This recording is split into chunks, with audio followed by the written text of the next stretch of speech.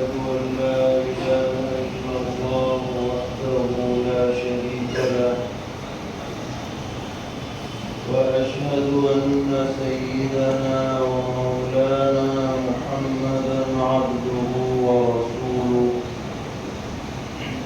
صلى الله تبارك وتعالى عليه وعلى آله وأصحابه وذرياته أجمعين. أما بعد فأعوذ بالله من الشيطان الرجيم. بسم الله الرحمن الرحيم. اهدنا الصراط المستقيم صراط الذين أنعمت عليهم غير المغضوب عليهم ولا الضالين.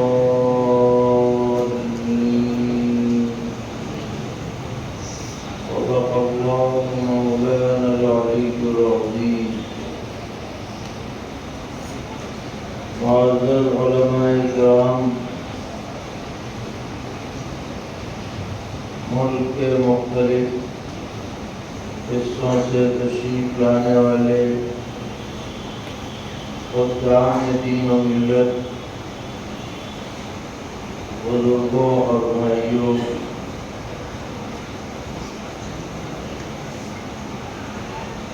یہ جو پروگرام برسوں سے چل رہا ہے، فراق باطلہ کے مقابلے کے لیے ہم لوگوں کو کس طرح بیدار رہنا چاہیے، ہوشیار رہنا چاہیے، کیا طریقے اپنانے چاہیے، یہ موضوع بہت زیادہ اہمیت کا حامل ہے اور بہت ضروری کام ہے جسے امت میں مسلسل جاری رہنا چاہیے۔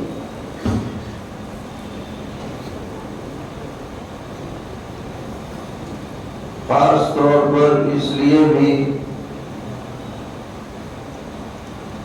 کہ آج کل ایک ماحول ایسا بنا دیا گیا ہے کہ بھائی دین کی سیدھی سادھی باتیں کرو، کوئی اختلافی بات نہ کرو، نماز روزے کی بات کرو، قرآن کی بات کرو، علم دین کی بات کرو، اور اختلافی بات بالکل زبان پہ نہ لاؤ ورنہ بڑا فتنہ کھڑا ہو جائے گا۔ یہ ایک مزاج عوام کا بن گیا ہے یا بنا دیا گیا ہے۔ کئی سال پہلے کی بات ہے کہ کلکتہ میں قادیانیت کی تردید کے سلسلے میں ایک 3 روزہ کیمپ لگایا گیا۔ حضرت والد صاحب مولانا قاری سید محمد عثمان صاحب منصور پوری نور اللہ مرتضی باحیات تھے اور انہی کی نگرانی میں وہ پروگرام چل رہا تھا، اور اس کیمپ کے آخری دن پارک سرکس کے میدان میں بڑا اجلاس طے ہوا تھا، اور یہ نظام بنایا گیا کہ جو علماء اس کیمپ میں آئے ہوئے ہیں وہ کلکتے کی مختلف مساجد میں جا کر ذہن سازی کریں اور اجلاس میں شرکت کی دعوت دیں لوگ. تو ہمارا بھی نام طے ہوا کولو ٹولہ کی ایک بڑی مسجد میں کہ 10-15 منٹ اس موضوع پہ گفتگو ہوگی. چنانچہ جب ہم لوگ وہاں پہنچے تو معلوم ہوا کہ یہ جماعت کا مرکز بھی ہے اور یہاں کوئی گفتگو کرنے سے پہلے ذمہ داروں سے اجازت لینی پڑتی ہے. چنانچہ ہم لوگ وہاں گئے اور یہ کہا کہ یہ ختم نبوت کا موضوع ہے اور یہاں قادیانیت پھیل رہی ہے، علماء آئے ہوئے ہیں، بڑا اجلاس ہے. تو انہوں نے سنتے ہی یہ کہہ دیا کہ بھئی یہاں تو نماز روزے کی بات ہوتی ہے، یہ سب اختلافی بات نہیں ہوتی ہے. تو انہیں سمجھایا گیا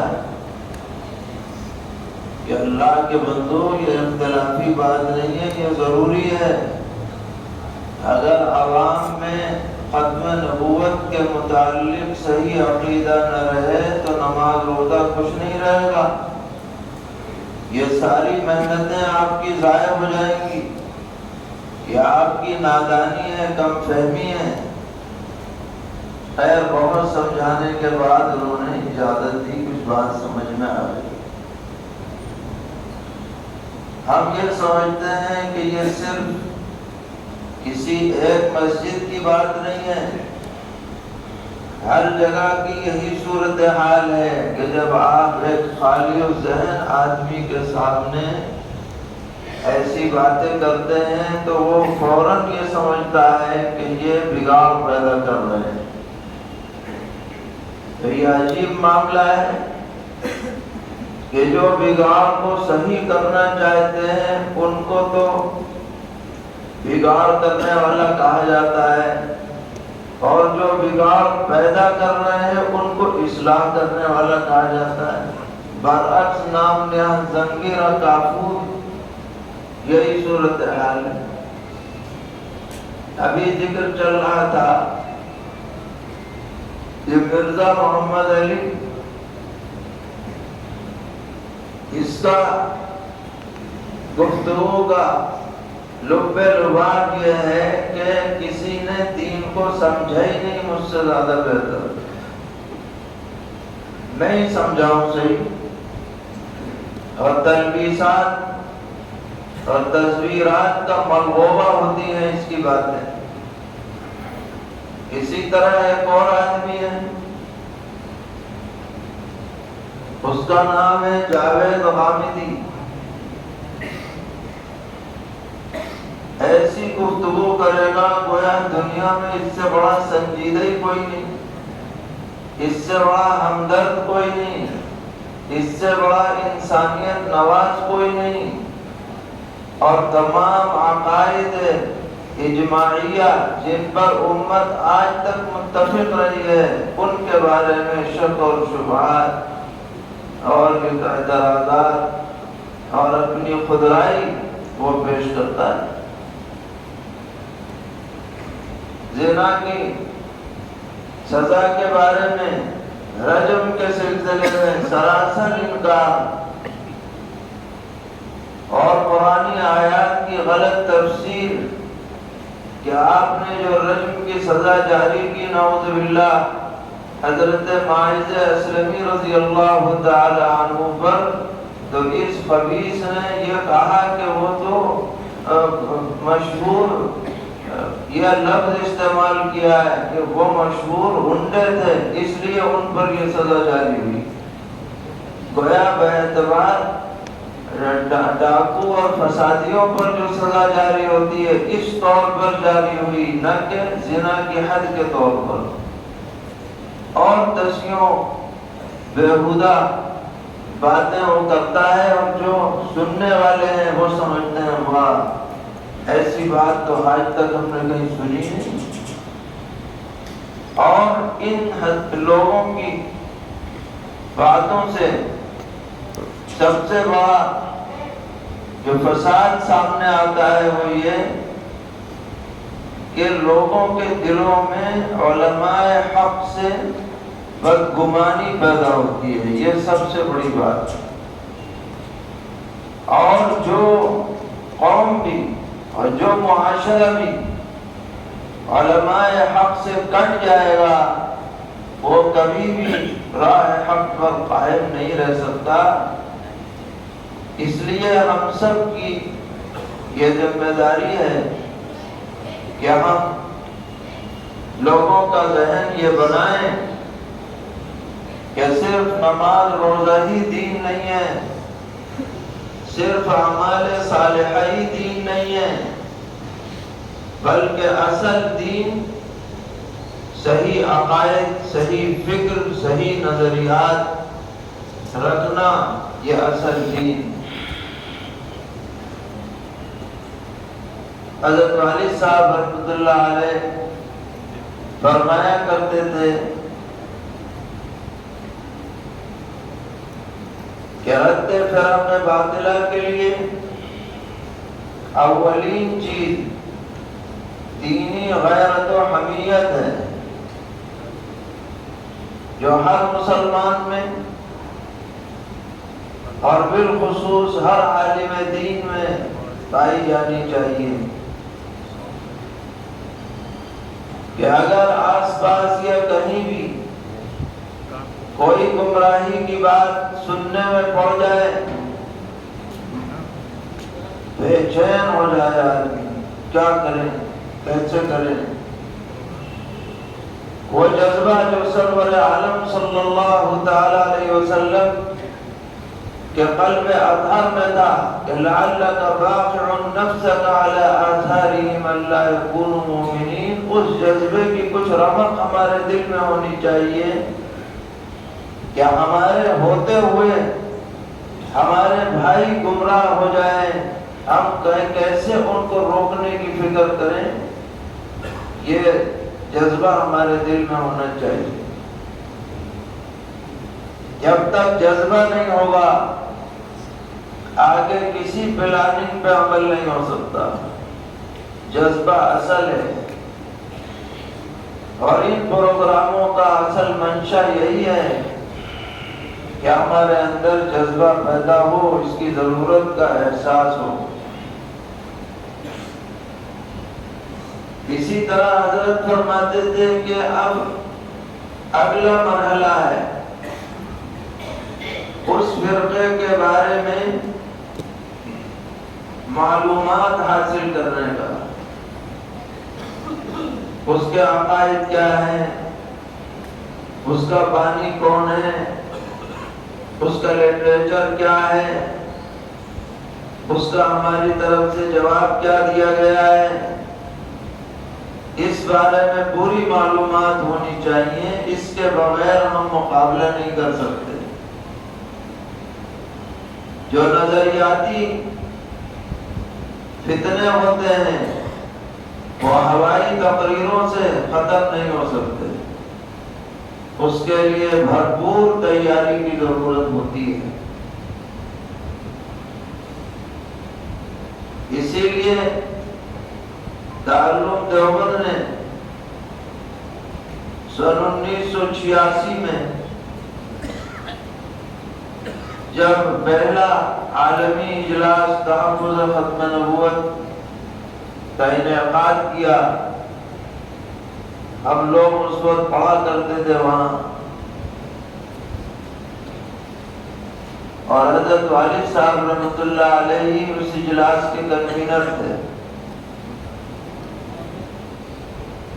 اور اس وقت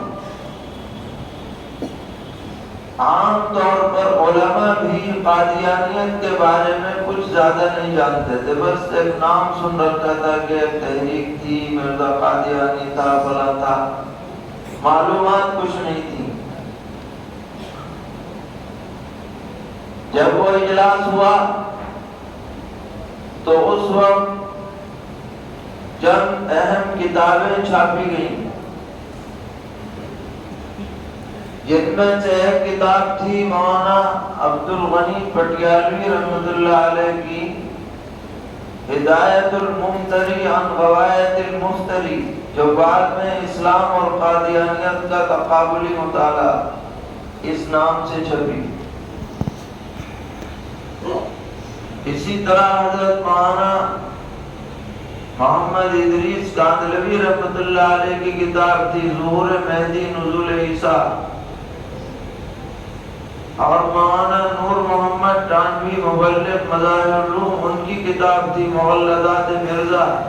یہ 6-7 کتابیں اس وقت چھاپی گئیں اور جو حضرات تشریف لائے تھے ان کو دی گئیں۔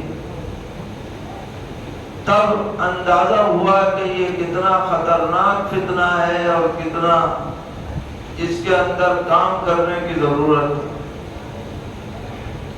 تو اگر ہمارے پاس لٹریچر نہ ہو، معلومات نہ ہو کسی بھی فتنے کے بارے میں، تو ہم اس کا مقابلہ نہیں کر سکتے۔ خاص طور پر اگر مناظرے کی نوبت آتی ہے تو کچے پکے آدمی کو ہرگز مناظرے میں نہیں جانا چاہیے، کیونکہ وہ کوئی ایسا سوال کر دے گا کہ آپ دیکھتے رہ جائیں اور ہوا اکھڑ جائے گی۔ وہی حضرات مناظرے میں آگے بڑھیں جنہوں نے پوری تیاری کر رکھی ہو اور اللہ تعالیٰ نے انہیں فہم سلیم بھی عطا کر رکھی ہو، علم بھی ہو اور فہم بھی ہو۔ اور تیسری چیز جس کی ضرورت پڑتی ہے وہ ہے جرأت و بصالت۔ یہ آدمی کے اندر حق بات کہنے کی جرأت بھی ہونی چاہیے، بہادری ہونی چاہیے۔ تب وہ آدمی نہیں کام کر سکتا۔ حق ہے تو حق ہے، کسی کو اچھا لگے برا لگے، کوئی راضی ہو ناراض ہو، مجھے جو کہنی ہے بات، مجھے ہے حکم اذا لا الہ الا اللہ، یہ جذبہ ہر عالم کے اندر ہونا چاہیے حق کے بارے میں۔ اس معاملے میں کوئی کمپرومائز نہ ہو، کوئی مداہنت نہ ہو۔ حق کے اظہار میں بے شک انداز، حکمت عملی کو دیکھتے ہوئے مناسب اپنایا جائے، لیکن مداہنت کا پہلو نہیں ہونا چاہیے۔ الحمدللہ ہمارے اکابر علماء دیوبند کا یہ طرح امتیاز تھا اور ہے، اور انشاءاللہ رہے گا۔ بہت سے لوگوں کو یہ بات کھٹکتی ہے جو اپنے کو نیوٹرل کہتے ہیں اور نیوٹرل رہنے کو دین سمجھتے ہیں۔ بہت سے لوگ ان کو یہ بات کھٹکتی ہے کہ دارالعلوم دیوبند میں باقاعدہ فرق باطلہ پر محاضرات پیش کیے جاتے ہیں، نظام ہے، ہر ہفتے تکمیلات کے طلباء کا پروگرام ہوتا ہے۔ بہت سے لوگ اسے قابل اعتراض سمجھتے ہیں، لیکن حقیقی بات یہ ہے کہ اگر باطل عقائد کی تردید نہ ہو تو صحیح عقائد پر آدمی قائم رہ ہی نہیں سکتا، صراط مستقیم پر قائم رہ ہی نہیں سکتا بغیر غلطیوں کی تردید کیے ہوئے۔ حضرت الاستاذ حضرت مولانا مفتی سعید احمد صاحب عالم پوری نور اللہ مرقدہ فرمایا کرتے تھے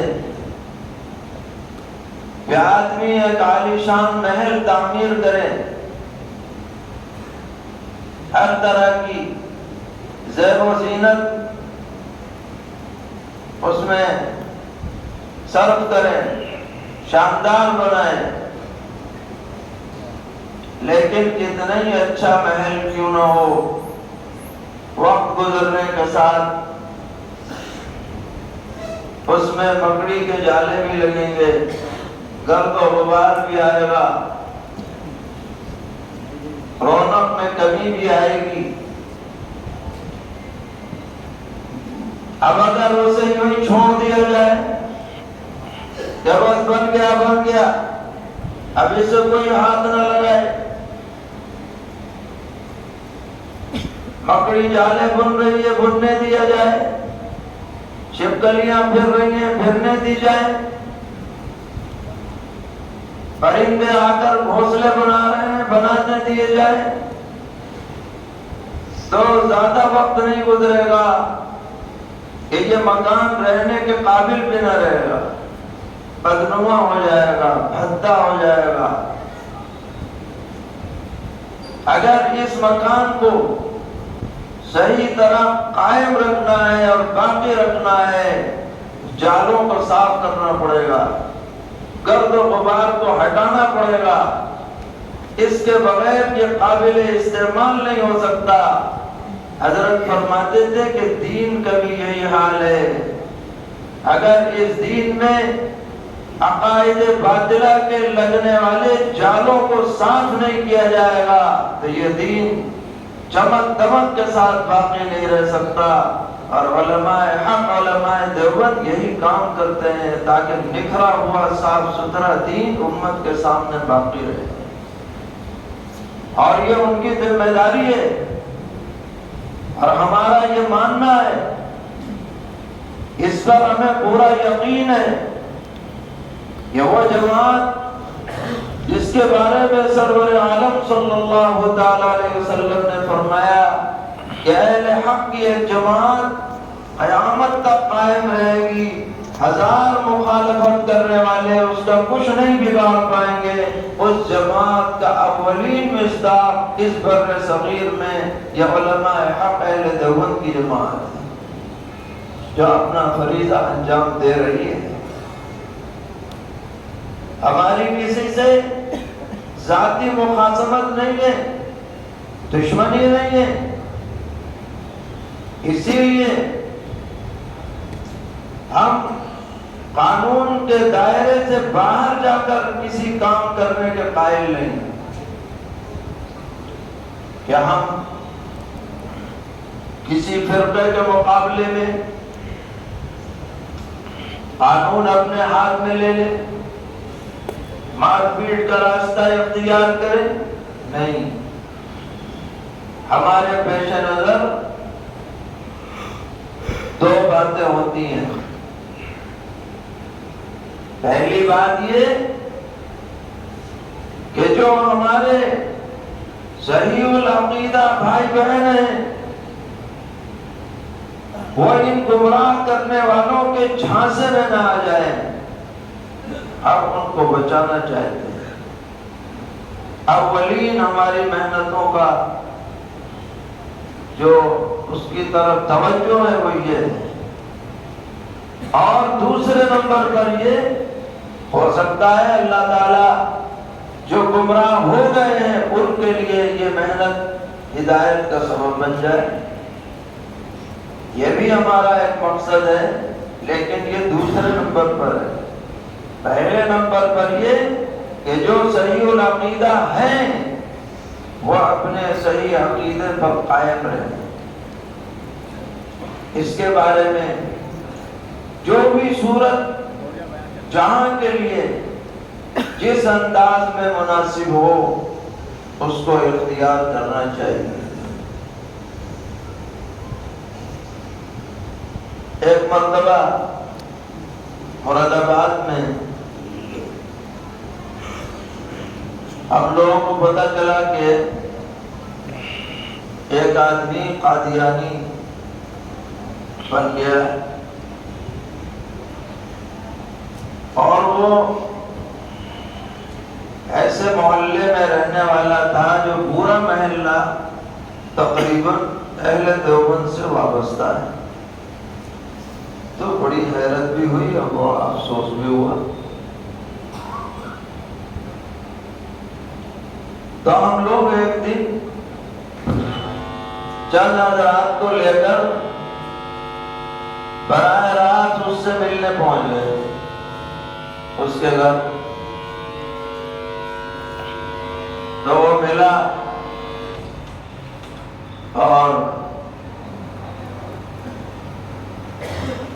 کہنے لگا کہ ہم تو آپ کی بڑی قدر کرتے ہیں, آپ کے پیچھے نماز عید کی آپ ہی کے پیچھے پڑھتے ہیں, اور آپ سے تو ہمارا بڑا عقیدت مندانہ تعلق ہے, بھلا ہے. تو ہم لوگوں نے کہا کہ جب ایسی بات ہے تو تم نے یہ قادیانیت کیوں اختیار کر لی؟ تو وہ کہنے لگا کہ یہ کیا بات ہوئی, اگر کوئی شافعی بن سکتا ہے, مالکی بن سکتا ہے, حنبلی بن سکتا ہے, میں احمدی بن گیا تو کیا اعتراض ہے؟ یہ بھی ایک فرقہ ہے دین کا. یعنی اس کو بہت ہلکے میں لے رہا ہے وہ. اور یہ صرف اسی کی بات نہیں ہے, آپ ان کا لٹریچر اٹھا کر کے دیکھیے, وہاں بھی یہی بات ملے گی کہ یہ کیا بڑی بات ہے, اگر یہ فرقے ہو سکتے ہیں تو یہ بھی ہو سکتا ہے, یہ بھی اسلام ہی کا ایک فرقہ ہے. اسے بہت سمجھانے کی کوشش کی گئی کہ اس میں اور اس میں فرق ہے, یہ اصولی اختلاف ہے, وہ فروعی اختلاف ہے, مگر وہ تو مزایا تھا, ٹس سے مس نہیں ہوا. اور جب لوگوں نے اسے بہت تنگ کیا تو محلہ چھوڑ کے دور چلا گیا, لیکن معلوم ہوا کافی دنوں سے وہ اسے مزایا جا رہا تھا. بہت سے لوگ اس طرح کے فرقوں کی چکنی چپڑی باتوں سے متاثر ہو جاتے ہیں اور یہ سمجھتے ہیں کہ یہ بھی کوئی ایسا اختلاف نہیں ہے, ہر فرقہ دوسرے کی مخالفت کرتا ہے, یہ بھی ایسے ہی مخالفت کر رہے ہیں. تو ہمیں یہ بھی سمجھانا ہے امت کو کہ ہر اختلاف ایک جیسا نہیں ہوتا, اس کے درجات ہیں.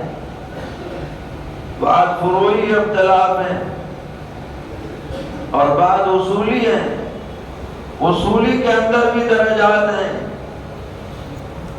جس درجے کا جو اختلاف ہے اس کے ساتھ ویسے ہی معاملہ کیا جائے گا.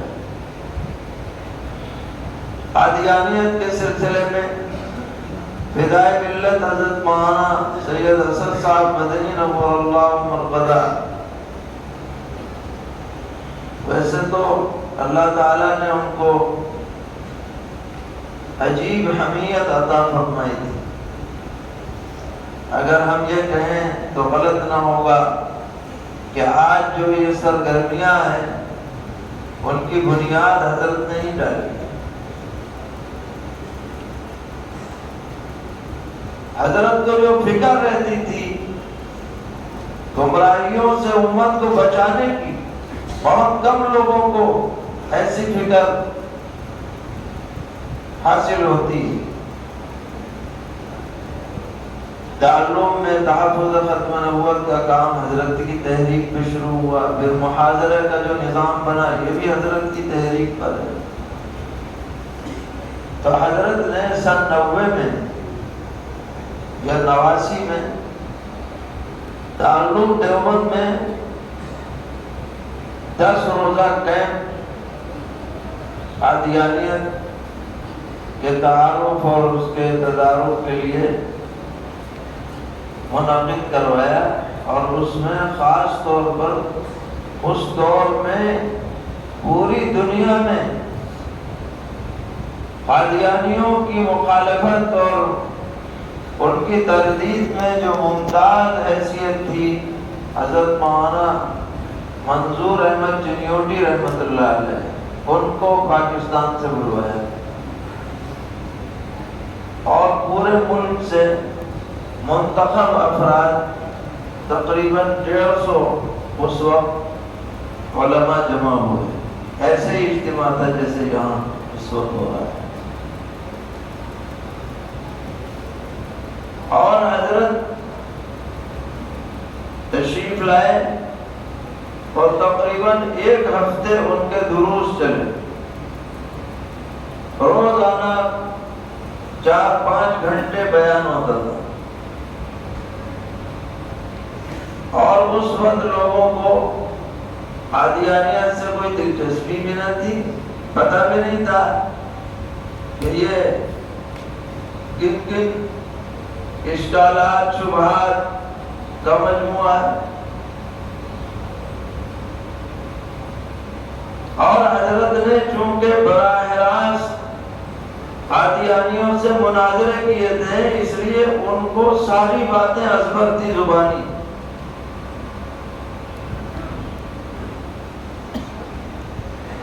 اور وہ اپنے ساتھ ایک نوٹ لائے تھے. تو حضرت والد صاحب رحمۃ اللہ علیہ نے یہ سوچتے ہوئے کہ یہ اکیلے حضرت کے پاس رہے گا تو سامنے والوں کو کچھ کیا پتہ چلے، جلدی جلدی اسے لیتھو پر چھپوا لیا اور وہ نوٹ سب کو بانٹ دیا. وہ تقریباً 80-85 صفحے کی کتاب بنی. اور ان نوٹوں کی روشنی میں حضرت بیانات کرتے تھے.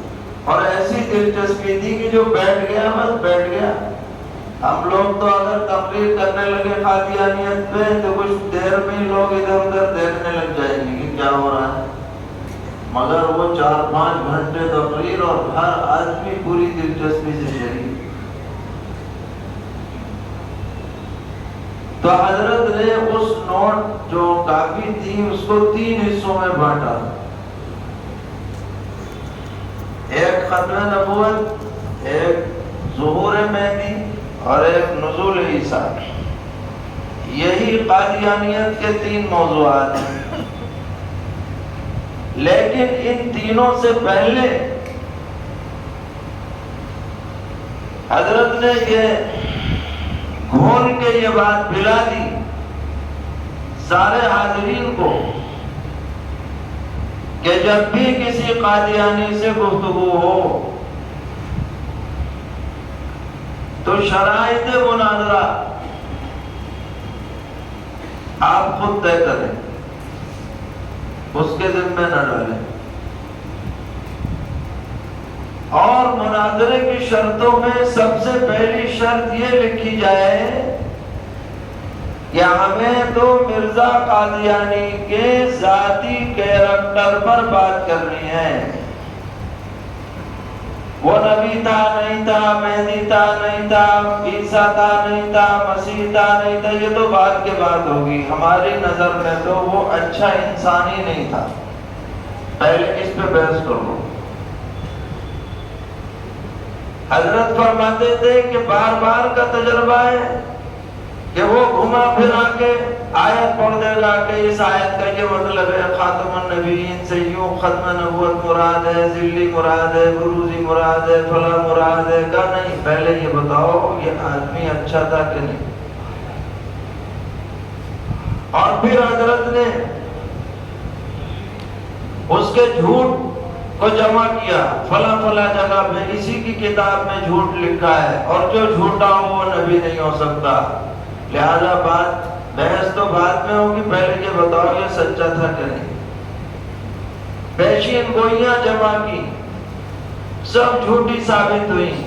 حالانکہ خود قسم کھا کے کہتا ہے کہ جس آدمی کی پیشین گوئی جھوٹی ہو جائے اس سے بڑا کوئی جھوٹا نہیں ہو سکتا. اور جناب مغلظات جمع کی اس کی، جو اس نے گالیاں دی ہیں. حضرت مولانا اسماعیل صاحب کٹکی رحمۃ اللہ علیہ نے وہ گالی حفظ یاد کر رکھی تھی. وہ مجمع میں وہ گالیاں سنایا کرتے تھے. عربی کی گالیاں الگ، اردو کی گالیاں الگ، جس سے لوگ کان پہ ہاتھ رکھ لے کہ ایسی خطرناک گالیاں اور ہے نبی کا دعوے دار. اتنی فحش اور گندی گالیاں کوئی شریف آدمی زبان سے نہیں نکال سکتا، وہ گالیاں دے رہا ہے۔ تو حضرت فرماتے تھے کہ کبھی ادھر ادھر کی گفتگو نہ ہو، گفتگو یہ ہو کہ یہ صحیح انسان بھی کہلائے جانے کے لائق ہے یا نہیں۔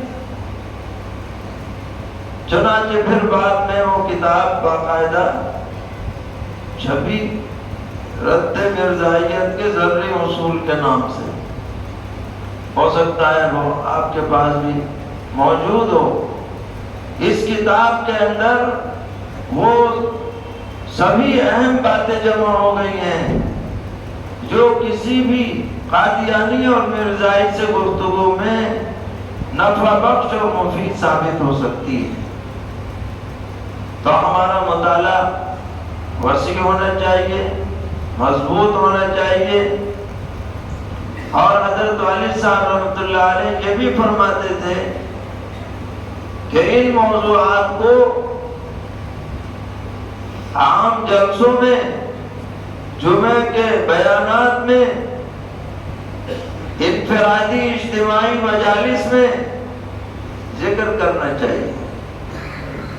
حضرت عیسیٰ علیہ السلام کے بارے میں، حضرت مہدی رضی اللہ عنہ کے بارے میں حدیثوں میں کیا آیا ہے، کیا کیا ان کی علامات ہیں، کیا کیا تفصیلات ہیں،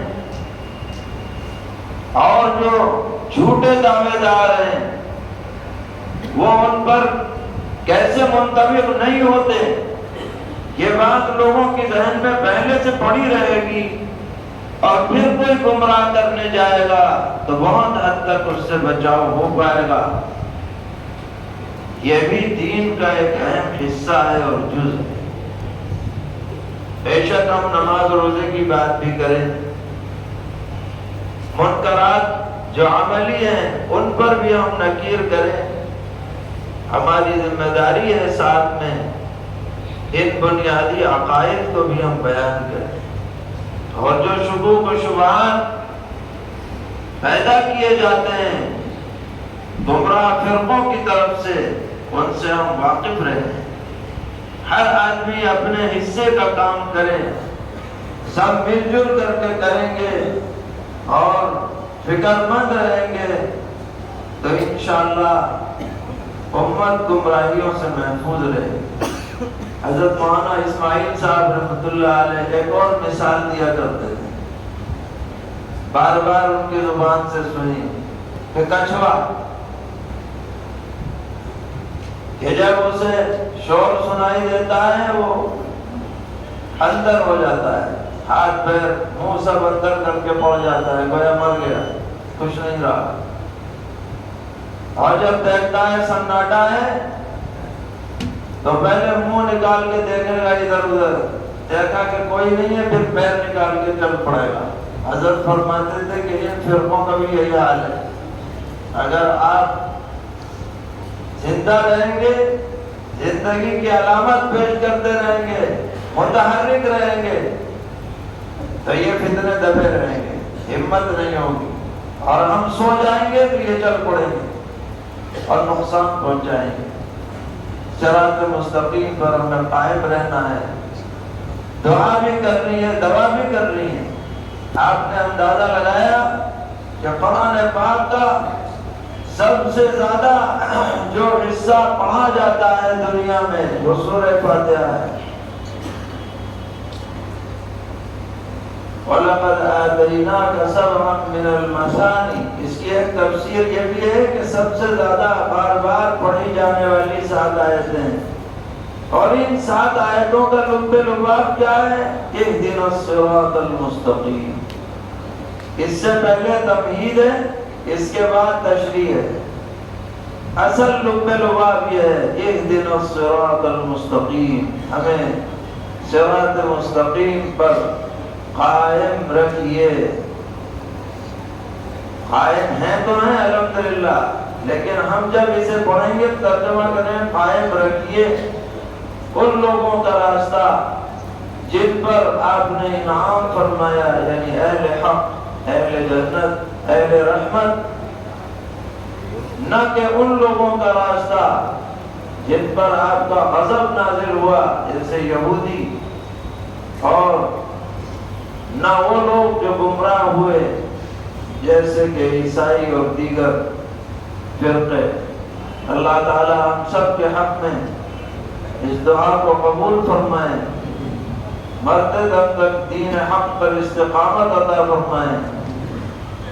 جس مشغلے میں اپنے فضل و کرم سے لگا رکھا ہے الہ العالمین، دادم آخر اسی مشغلے میں لگے رہیں، کوتاہیوں کی وجہ سے اس سے محروم نہ ہوں، اور دنیا اور آخرت میں ہم سب کو عافیت نصیب ہو، اپنی رضا اور خوشنودی اللہ تعالی عطا فرمائیں۔ وصلی اللہ تعالی علی خیر خلقہ محمد وآلہ وصحبہ اجمعین برحمتک یا ارحم الراحمین۔